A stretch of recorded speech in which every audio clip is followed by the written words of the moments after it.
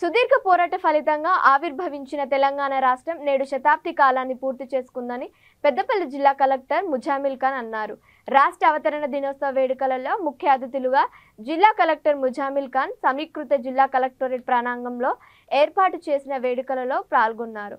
రాష్ట్ర అవతరణ దినోత్సవం సందర్భంగా ముందుగా జిల్లా కలెక్టర్ పోలీస్ గౌరవ వందనం స్వీకరించి జాతీయ పతాకం ఆవిష్కరించారు.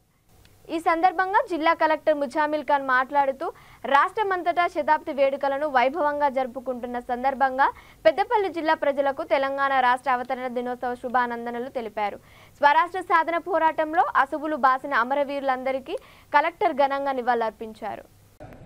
కుటుంబాలు లబ్ధి పొందగా 4,82,00,000 పైగా సబ్సిడీ ఛార్జీలు ప్రభుత్వం భరించింది. రాష్ట్ర ప్రభుత్వం ఇటీవల రాష్ట్ర వ్యాప్తంగా 30,000 ప్రభుత్వ ఉద్యోగాలను భర్తీ చేసేందుకు ప్రణాళికలు జారీ చేసింది.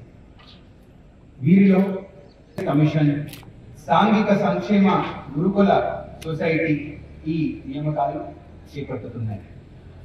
ఉద్యోగ నియామకాలతో పాటు జాబ్ క్యాలెండర్ అమలుకు ప్రభుత్వం ప్రయత్నాలు మొదలుపెట్టింది. గ్రూప్ 1, గ్రూప్ 2, గ్రూప్ 3, గ్రూప్ 4 నియామకాలపై దృష్టి పెట్టి త్వరలోనే గ్రూప్ 1 పరీక్ష నిర్వహణకు ఏర్పాటు చేసి ఉన్నాము.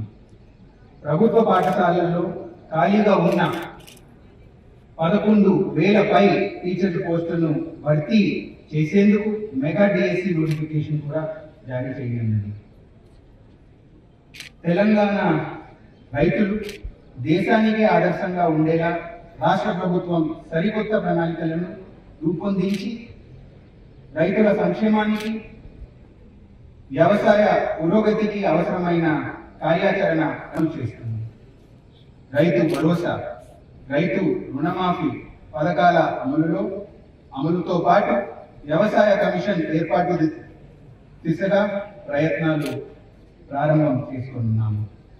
యాసంగి పంటకు పెట్టుబడి సాయంగా 8,000 పైగా రైతులకు బ్యాంకు ఖాతాల్లో 136 కోట్ల పైగా నిధులు జమ చేయనున్నాము. రాష్ట్ర వ్యాప్తంగా రైతుల సమస్యలను పరిష్కరించేందుకు ప్రభుత్వం వినూత్నంగా రైతు నేస్తం కార్యక్రమం చేపట్టింది. వ్యవసాయ నిపుణులతో ముఖాముఖి మాట్లాడే ఏర్పాట్లు చేయడం జరిగింది. ఈ ప్రయత్నాలతో సహా రైతు సోదరులు, రైతు మిత్రులు అందరూ లాభం పొందుతారనే నమ్మకం గట్టిగా మాకుంది.